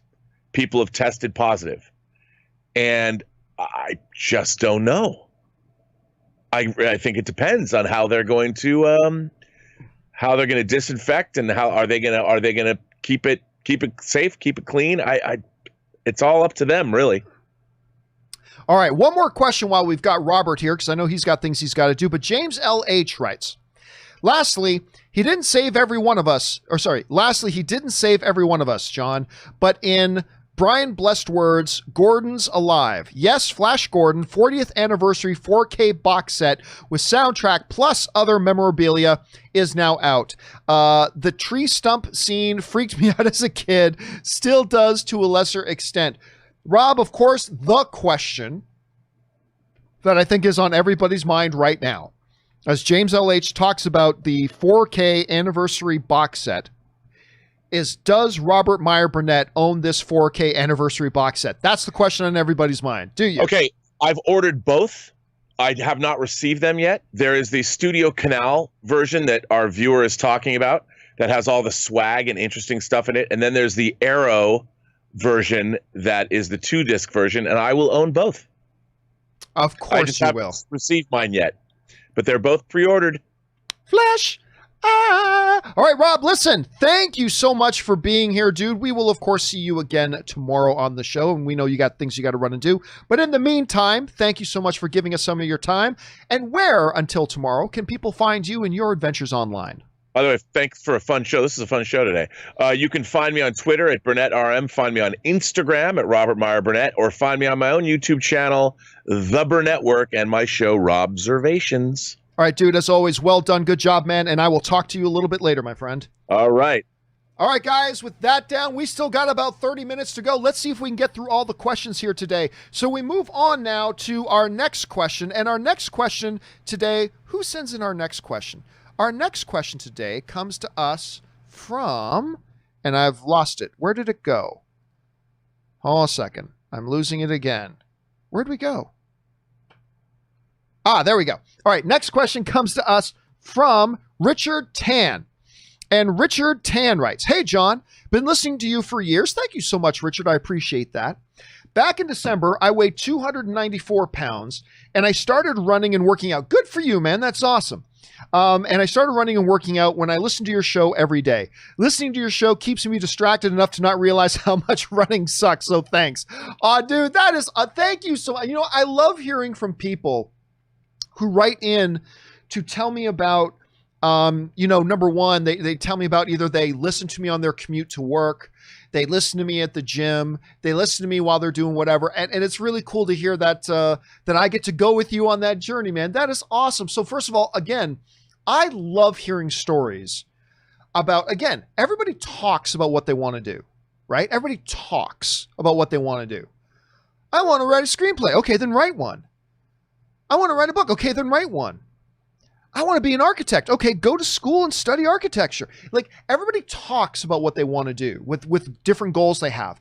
It is the rare person that gets off their ass and starts doing something about it. And I always find that so inspirational when I hear from people who have a goal, whatever that goal is, and they actually get off their ass and start doing something to try to achieve it.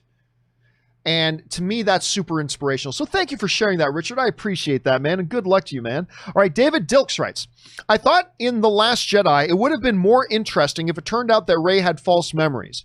Would you have liked it if Rey asked Unkar Plot about her parents, and Unkar said that he and Rey just met a week ago when she landed and applied by herself? I don't think so. I don't think that works. Listen, I was perfectly fine with the original direction they were going with Rey. You know, again, J.J. Abrams, there's still this big misconception out there that Rian Johnson changed things and made it so Rey was a nobody. No, that was always J.J.'s plan. He's affirmed that and confirmed it many, many times.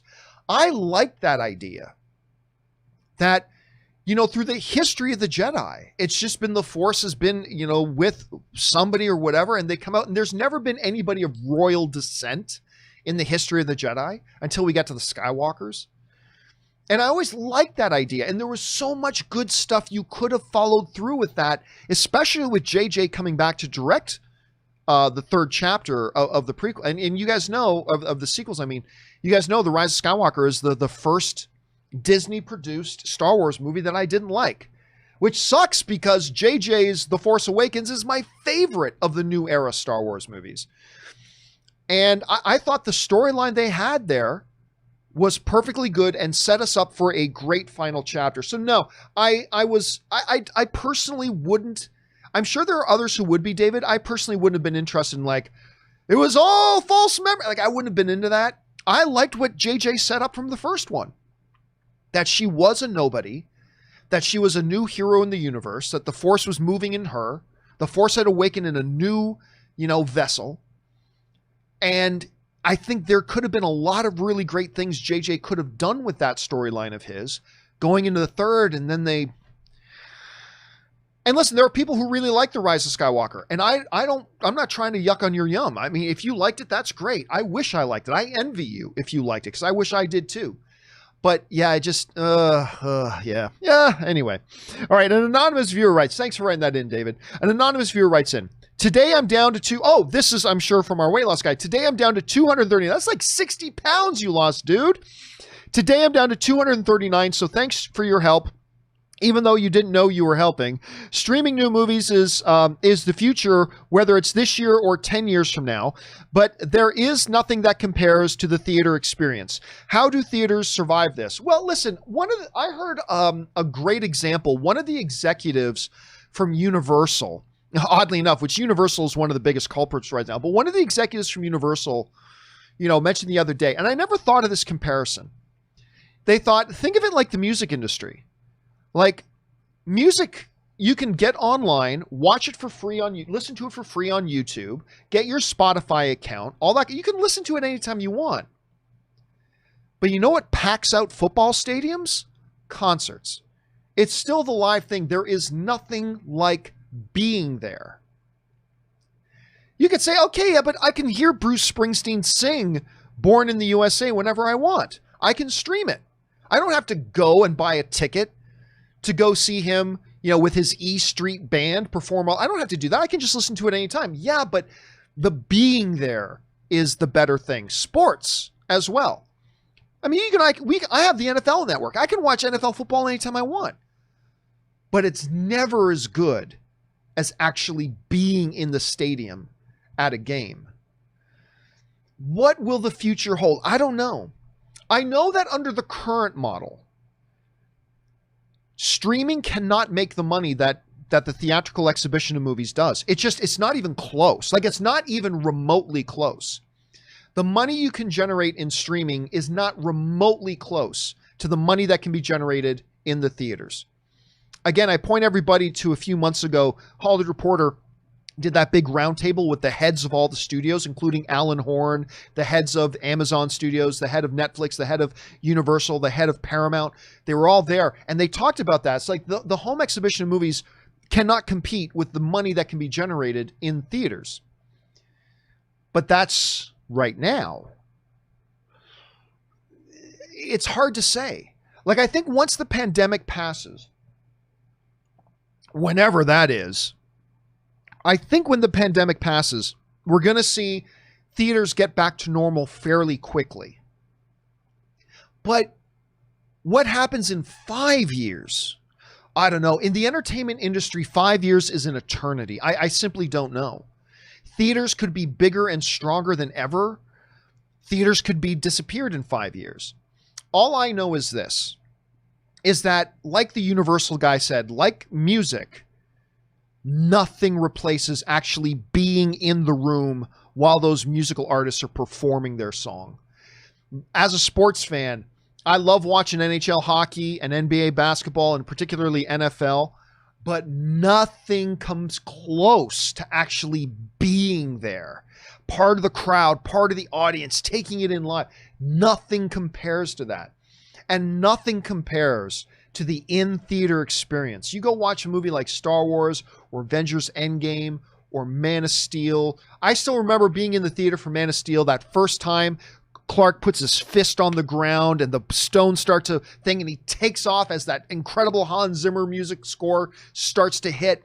And the audience is like, whoa! I mean, there's nothing like it. It is the best way. Keep your crappy little pieces of shit home theater.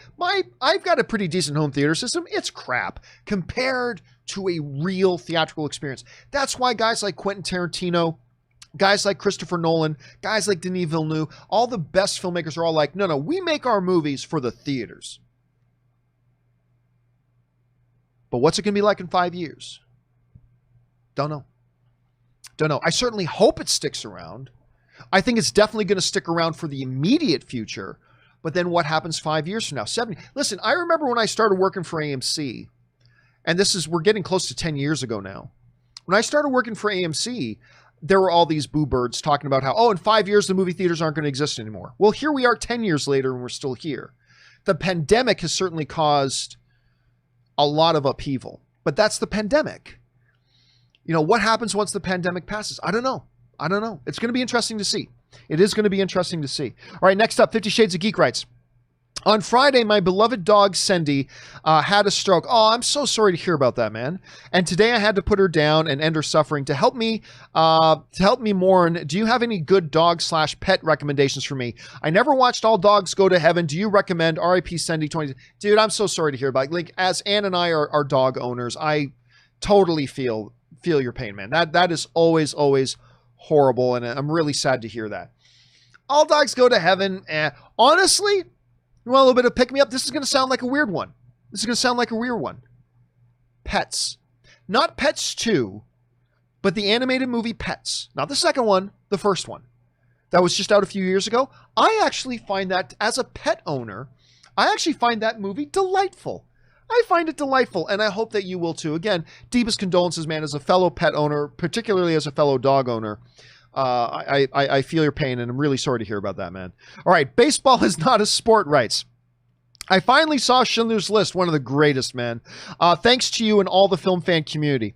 All I can say is, wow, beautiful movie. Also, bought Jaws in 4K and seen it for the first time. Both great, solid films. Also, baseball is not a sport. Listen, again, Schindler's List is one of those movies where it's like one of the greatest movies, and I don't know that I can ever watch it again.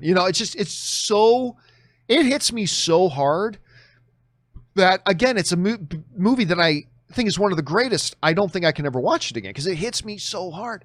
Jaws is another one. I've heard from a lot of people over the past, during the lockdown, that have never seen Jaws before, that are getting on Jaws. It's like, holy crap, that movie is awesome. I know, right? Jaws is so great. Still the greatest shark movie of all time. All right, Wear a Mask writes, today marked the 12th anniversary of the death of the hilarious Bernie. Has it been 12 years? Holy crap, that just feels like it was just a couple of years ago. Damn shame his last film was the terrible Old Dogs with Robin Williams and Travolta. What's your favorite Bernie Mac film? Thanks and RIP to the Mac Man. Well, I mean, this is not a good example, he wasn't even one of the stars of it. But always remember him in the first Transformers movie. Oh, hold on. Let me bring this up. Hold on a second. Let me just bring this up. The very first one that Michael Bay did was Shia LaBeouf. Where did he go? Let me see if I can find it here. Yes, Bernie Mac as Bobby, the guy who actually imparted the car. I don't know why, but I love that Transformers movie. That first Michael Bay Transformers movie, despite how all the rest of them were terrible. But that first one still holds a really special place in my heart. And just the way he connects, Spike to Bumblebee, I found it played a very important, special part. Now, Bernie, if I'm not mistaken, was in Guess Who. And where did it go? Not Guess Who's Coming to Dinner. Guess Who, that he did with Ashton Kutcher, which was a new take on the classic Guess Who's Coming to Dinner, one of the most important films of all time. So they did their own take on Guess Who's Coming to Dinner that they just called Guess Who. And it was Bernie Mac and Ashton Kutcher. Not a great movie. Not a great movie by any stretch of the imagination, but I just remember because it was a remake and kind of a role reversal. A role reversal and a new take on one of the most important movies ever made. I'll always remember him from that one too. So those are the ones that I can't believe it's been almost 12 years. That's freaky. Okay, we move on. Who was that? That was Wears a Mask. Marie Seafring writes, hey, John and Rob, according to Variety, the movie 1917 won the weekend box office in China, taking in $5.3 million. That's higher than what the box office has been recently. On its opening weekend in China, is this what you expected to see for box office with partial reopenings, or were you expecting more? No, I think it's important to understand that, number one, China is not the U.S., so things are going to happen differently there than they do here. What I did expect was that you would see it start to build momentum. And I think we're starting to see a little bit of momentum build in China with their returning of the theaters. Also, you got to remember, 1917 is a movie that came out, what? I want to say like a year ago. It wasn't quite a year ago, but almost a year ago. So a lot of people in China wanted to see that movie. They could have seen it already. There are probably many ways that they could have seen it already. But still, I think what you're seeing is because I think the number one film at the box office the other week was like 3 million, right? Now the number one film at the box office is 5 million. This is what I was talking about earlier, that I think in North America too, it's important that the movie theaters open a couple of weeks before the big films start to hit, because they got to get some momentum built. They got to let the word get out that the theaters are back where it's safe to do so. They've got to get people back into the habit of starting to come back to the theaters. You need a little bit of that momentum building. I think it's going to be a little bit of a bigger return in the US than it was in China. But yeah, so it's pretty much where I thought it was going to be in China for now. Again, I think we're going to see that trend continue to build as well. All right. Thanks for sending that in, Marie. Ryan Lohner writes, I'm now almost finished with the Witcher books, and there's a whole bunch of stuff I can't wait to see in the show. Also, some really uncomfortable sexual material. I'm assuming it isn't considered a big deal in Poland, but I hope is taken out. I have never read the Witcher books, but sexuality is clearly a part of the Witcher story. And you know me, it's already rated R. It's already R-rated adult material. So if you're already very well known to be R-rated adult material, to me, I love the filthy. Bring on the filthy. Bring on all the filthy, right? It already is what it is. So I don't know what this uncomfortable sexual stuff is, but sounds good to me. Bring it on. So we'll have to wait and see. Maybe if I read the books right, I might think differently. All right, Dan Ketchum writes, holy bargain Batman. The Walmart drive-ins are going to be free. Guess they're hoping to sell a lot of candy and soda. Yeah, I was hearing about that. So Walmart, for those of you who have not heard, they're going to turn like 180 of their parking lots into makeshift drive-in theaters. And apparently they're going to be for free.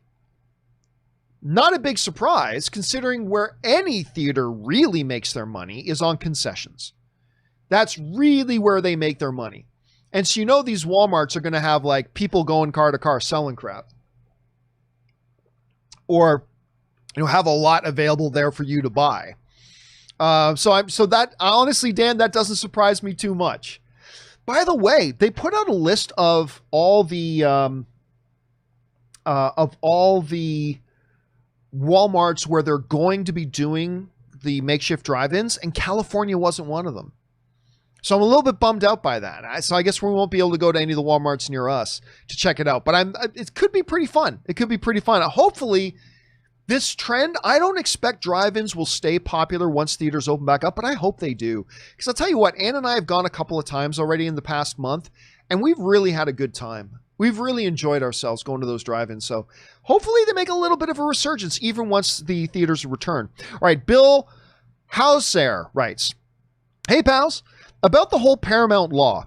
My first job was with AMC Theaters, but in the 1990s, I worked with Lowe's, who I mentioned a little bit earlier was actually owned by Sony for a period of time. That was bought by Sony, at one point even called Sony Theaters. AMC later bought Lowe's, but Sony owned them for a while owning Columbia TriStar. Yeah, again, I don't know how that all happened while the Paramount decrees were still law. Like, I'd be very curious to talk to a film historian and go back 30 years to the 90s and say, how did they manage to do that? Like the law prevented it. What was their loophole? How did they work around that ownership issue? Because again, yeah, Sony did own theaters for a while the law was in place. So I have no idea how they did that. I'd be very curious. Now, if any of you guys actually, let me ask you, if any of you guys have links to a good article that explains how Sony managed to own movie theaters while the Paramount decrees were still a thing, could you guys email me a link at john@thejohncampeashow.com? I would love to read more about it because I am very curious about it. Thanks for sharing that, Bill. All right. Don't yuck on my yum writes. Finally rewatching The Mandalorian for the first time straight through, even the one bad Chapter 5 was better without having to wait a week for the second chapter. I can't wait for Season 2. Will you be doing after shows to Season 2 with or without Christian Harloff? Well, we're definitely going to be doing after shows. We're definitely going to be doing reviews of each episode of The Mandalorian Season 2, which I loved. The first season, I should say, I loved. I can also assure you I will not be doing it with Christian Harloff. Now, before anybody jumps to conclusions, say, oh, listen, me and Christian were just communicating the other day. Christian's been helping me out with something that I was working on the other day. No, it's just a matter of Christian has got the things with the SCN network that he's got going. He's building something over there, and all of his time is spoken for. Not to mention, both he and I would want to have, you know, our own channels, our own Mandalorian things. So yeah, no, I can pretty much assure you that Christian and I will not be doing those together. But for anybody who likes, maybe no. Christian and I are very, like I said, he was just helping me with something the other day. It's just the fact that he's got all that stuff going on over there. I've got this stuff going on over here. So definitely doing it, but I won't be doing it with Christian. But you'll be getting two different versions of reviews of the Mandalorian, and I'm sure different points of view on it. All right, peanut butter on steak, because I mentioned that the other day. I was wondering how you pulled up web pages so easily when you're looking up something in a split screen. Do you have another camera recording a computer monitor? No. Probably a weird question, but I like how the production of your show looks. Well, thank you so much. I appreciate that. And yeah, listen. So let's use this as an example. So what I do is I use a piece of software called Wirecast, right? A lot of streamers use OBS. And it's great. OBS is great. I use OBS from time to time, depending on certain things that I'm doing. But to do the John Campea Show, I need a piece of software that's much more capable and much more powerful. So I use a piece of software called Wirecast as my streaming production software.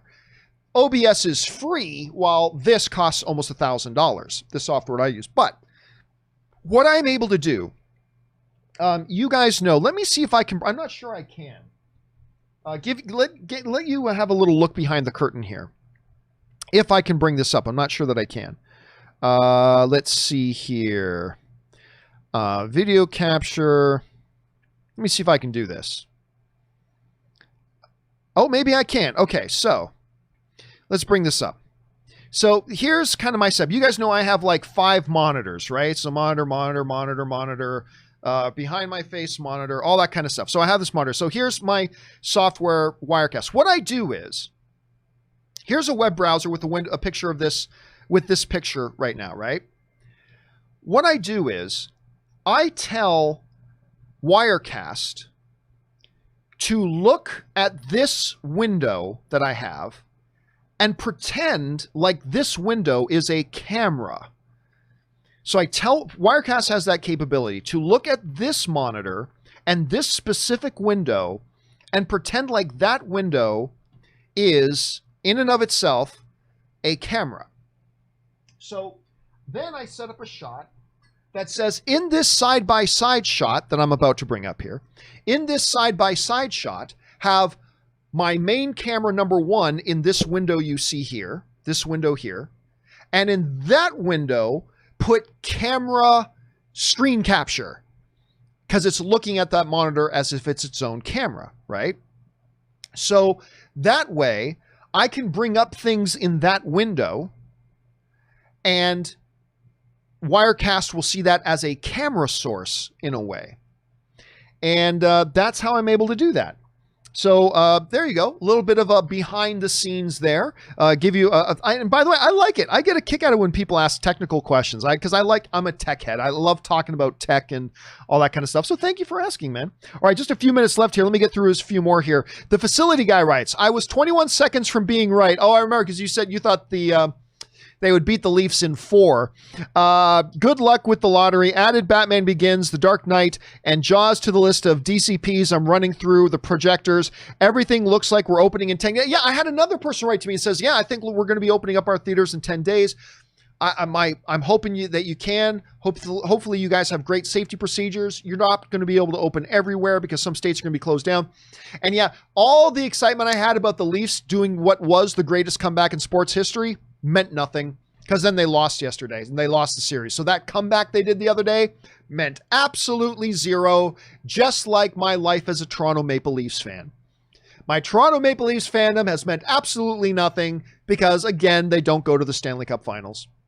They've never been to the Stanley Cup Finals as long as I've been alive. It's been that long. They've never been to the it's hard. It is hard. People don't get how hard it is to be a Toronto Maple Leafs fan. Anyway, Casey McNatt writes, hey, John, how was your weekend? My weekend was great, thank you. If this new Superman movie announcement is true, I mean, again, we're speculating. Remember, it's not a report. I'm speculating. I think there's a lot of auxiliary evidence there to point that it could be true. We'll find out. If this movie announcement is true, I hope they go all the way. They go the way of using new villains. We've already had Lex and Zod a few times already. We are due for a Superman movie with Brainiac as a villain. I'll be honest with you. I don't think Brainiac works as an on-screen villain. I saw them trying to use Brainiac in Krypton. Now, granted, that was Krypton. It was different, but I don't know that Brainiac is a great comic book character. I don't know if Brainiac works all that well on the big screen.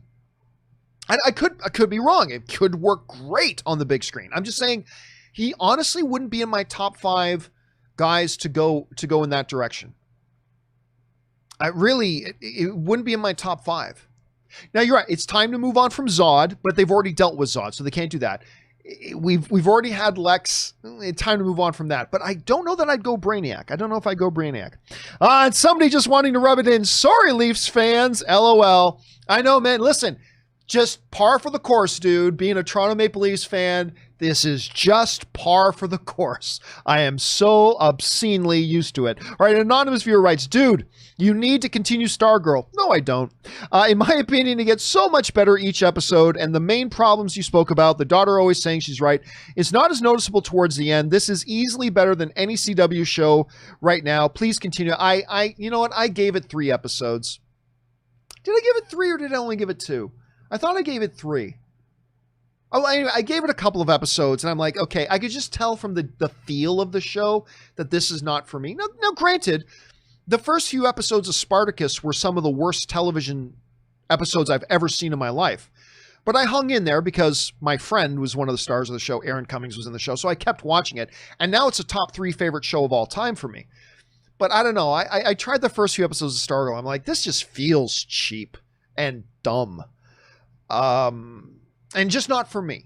Just not for me. So I could lie and say, okay, I'll give it really, I don't think I'm going to be giving it another shot. I gave it a try. Wasn't for me, but other people are liking it, and that's great. So I'm glad it's there for other people to like, but it clearly was not a show for me, unfortunately.